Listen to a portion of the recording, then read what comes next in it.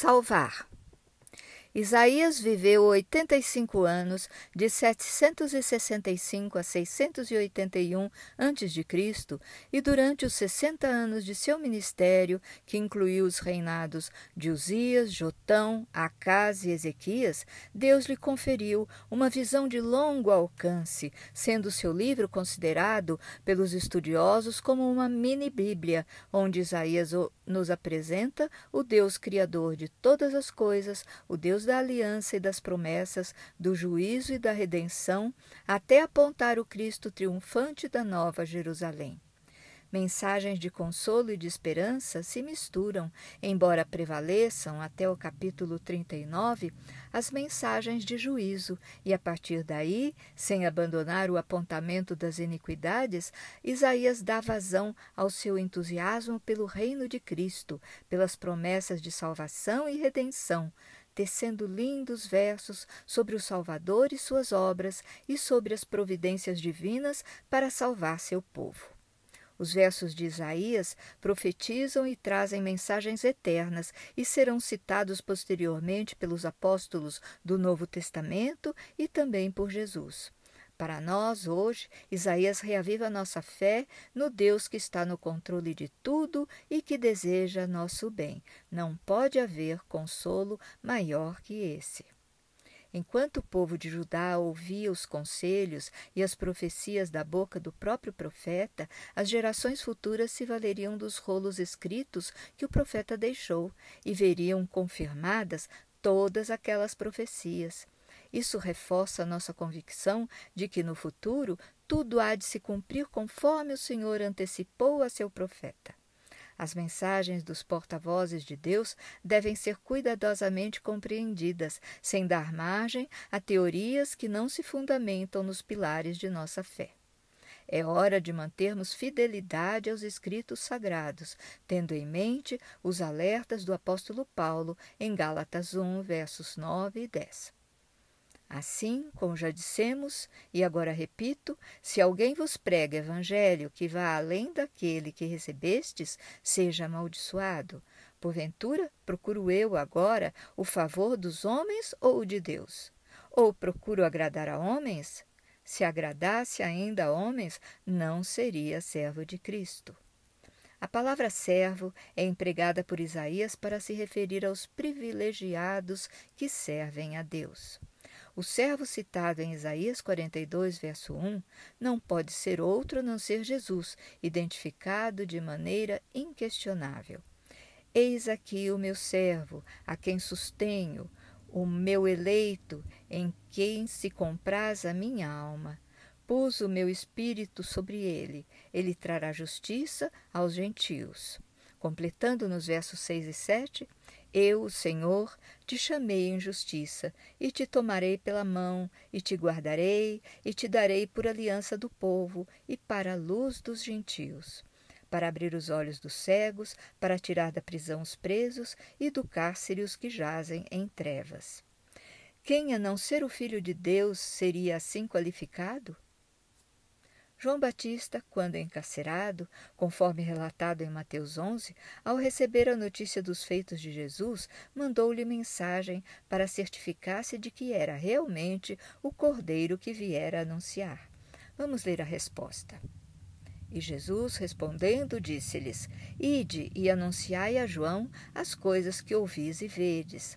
Os cegos veem e os coxos andam, os leprosos são limpos e os surdos ouvem. Os mortos são ressuscitados e aos pobres é anunciado o Evangelho. Sobre o Messias, servo de Deus, Isaías 42 diz nos versos 2 a 4: Não clamará, não se exaltará, nem fará ouvir a sua voz na praça. A cana trilhada não quebrará, nem apagará o pavio que fumega. Com verdade trará a justiça. Não faltará, nem será quebrantado, até que ponha na terra a justiça. E as ilhas aguardarão a sua lei. Para Ellen White, em Ciência do Bom Viver, página 35 e 36, Jesus era o servo voluntário que estabeleceria seu reino na terra de maneira diferente de todos os mestres de seus dias. Vamos ler. Assim, Jesus devia fazer sua obra, não por meio da queda de tronos e reinos, não com pompa e exibição exterior, mas falando ao coração dos homens mediante uma vida de misericórdia e abnegação. E mais, o Messias estaria oculto em Deus e Deus seria revelado no caráter de seu Filho. Isso está em Profetas e Reis, página 693. O verdadeiro caráter de Cristo foi revelado pelos seus atos de justiça e mansidão. Ele ensinava a todos, sendo mediador da aliança entre o povo e Deus, sendo luz e esperança para os aflitos. Enfim, o Messias proclamado por Isaías no capítulo 42, verso 1, é o rebento de Jessé, citado no verso 1 do capítulo 11. O comportamento de Jesus serve como modelo de vida para o homem de qualquer época. Por isso, Ellen White comenta em O Desejado de Todas as Nações, página 640, que encontraremos os passos de Cristo onde houver um necessitado. Vamos ler. Encontraremos suas pegadas junto ao leito dos doentes, nas casas humildes da pobreza, nos abarrotados becos das grandes cidades e em qualquer lugar onde houver um coração humano necessitado de consolação. Fazendo como Jesus fazia, andaremos em seus passos. Mas Isaías, além de citar a pessoa do Messias como servo, cita também a nação de Israel como serva de Deus. Aplicando o termo servo a Israel, associado ou não à figura de Jacó, Isaías evoca a antiga aliança firmada entre Deus e seu povo. A função da nação como serva estava bem clara nas palavras do profeta, que ensinava o povo a servir a Deus e confiar em seu poder para vencer os inimigos, porque de Deus é toda a terra e dele é todo o controle. Os benefícios para a nação serva de Deus também eram muito claros, como nos versos 8 a 10 de Isaías 41. Vamos ler. Porém tu, ó Israel, servo meu, tu, Jacó, a quem elegi descendência de Abraão, meu amigo, tu, a quem tomei desde os fins da terra e te chamei dentre os seus mais excelentes e te disse, tu és o meu servo, a ti escolhi e nunca te rejeitei. Não temas, porque eu sou contigo. Não te assombres, porque eu sou o teu Deus. Eu te fortaleço e te ajudo e te sustento com a destra da minha justiça. Incontáveis vezes o misericordioso Deus usou a expressão não temas ao longo de toda a Bíblia, começando em Gênesis, dizendo não temas a Abrão, antes mesmo de trocar seu nome para Abraão. Agar, a mãe de Ismael, andando com o menino pelo deserto, também recebeu o conforto do não temas do Senhor. Ainda em Gênesis, Deus diz não temas a Moisés. Depois, no início do livro de Josué, encontramos Deus animando-o a seguir em frente na condução do povo hebreu. Como sempre, após o não temas, Deus prometia sua proteção e cuidados. Em Isaías, o não temas foi dito e repetido ao rei Acaz no capítulo 7, mas o rei escolheu ignorar a mensagem. Já o rei Ezequias atendeu ao não temas que Deus lhe disse através de Isaías no capítulo 37, e então viu-se livre do exército de Senaqueribe por intervenção divina. O capítulo 41 de Isaías começa com Deus convocando ilhas e povos para um julgamento. Coisa parecida acontecera no capítulo 1, verso 18, quando Deus chamara o povo de Judá, no tempo do rei Uzias, para discutirem, avisando que, ainda que fossem um povo pecador, seus pecados seriam tornados brancos como a neve. Mas no capítulo 41, verso 1, o julgamento envolve diversas nações além de Judá. Vamos ler. Calai-vos perante mim, ó ilhas, e os povos renovem as forças. Cheguem-se, então falem. Cheguemo-nos juntos a juízo. Nesse capítulo, Isaías revela que é pela mão de Deus que as nações idólatras se afligem, e nenhum ídolo, nem esforço humano tem qualquer poder sobre as disposições divinas. Mas Deus promete proteção a seu povo contra os perturbadores. Vamos ler os versos 13 e 14, onde se destacam a soberania divina e a total dependência do homem a seu Deus. Porque eu, o Senhor teu Deus, te tomo pela tua mão direita e te digo: não temas, eu te ajudo. Não temas, ó vermezinho de Jacó, povozinho de Israel. Eu te ajudo, diz o Senhor, e o teu Redentor é o Santo de Israel.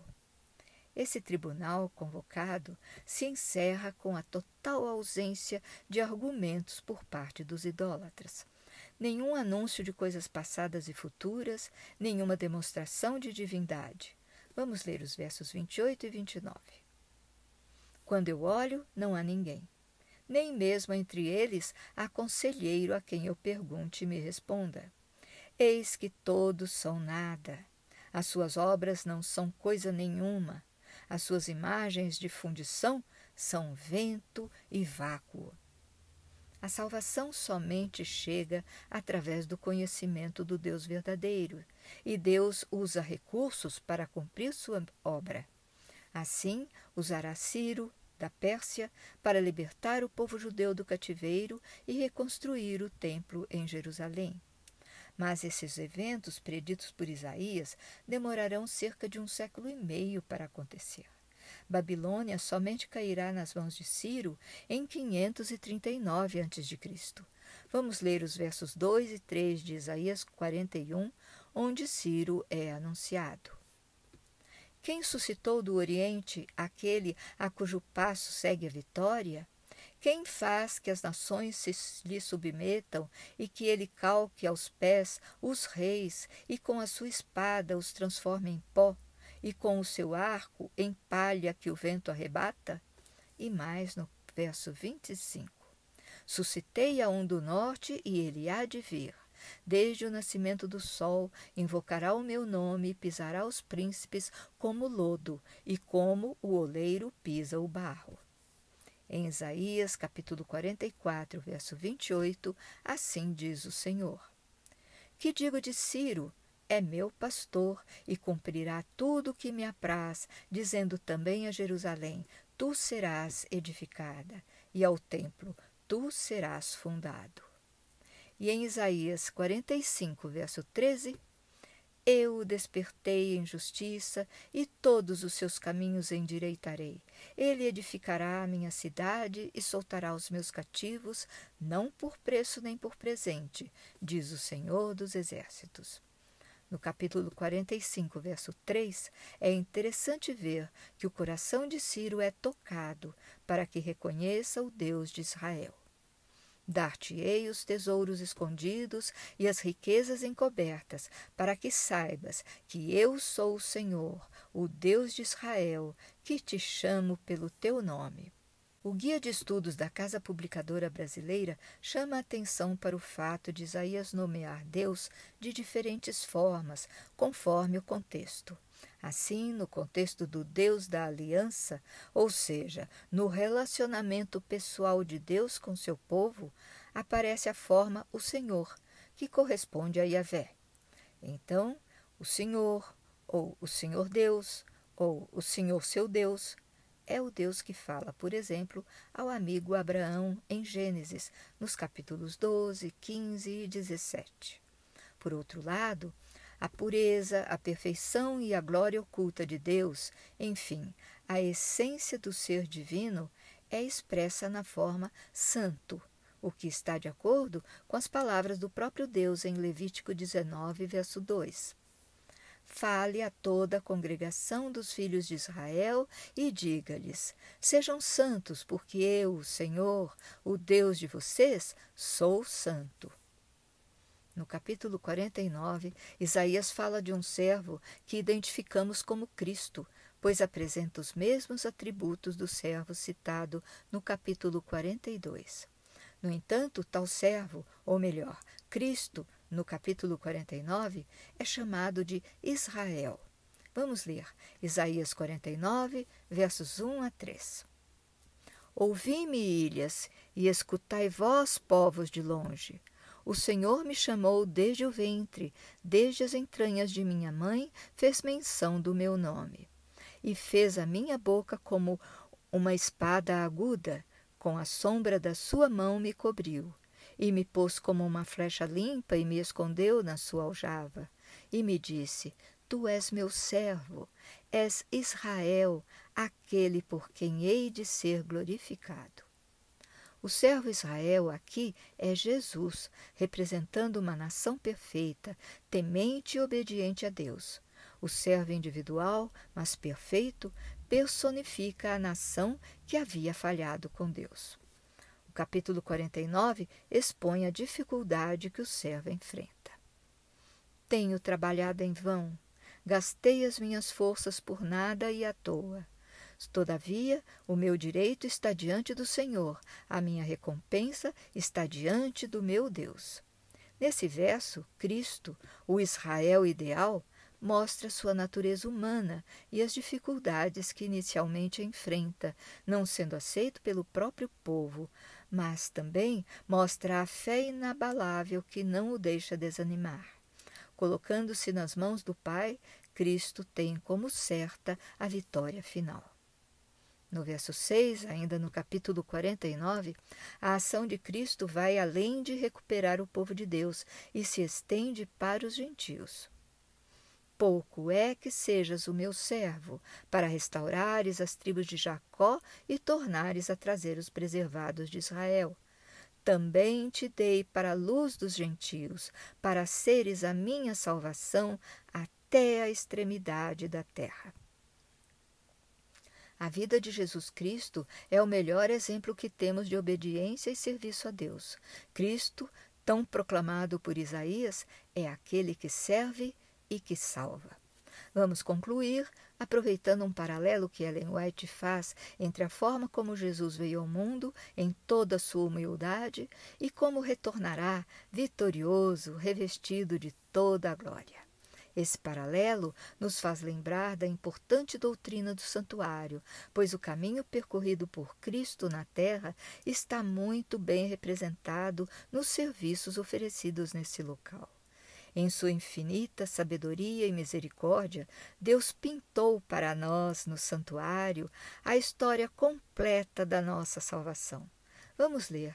Está em Comentário Bíblico Adventista de Sétimo Dia, volume 1, página 1111.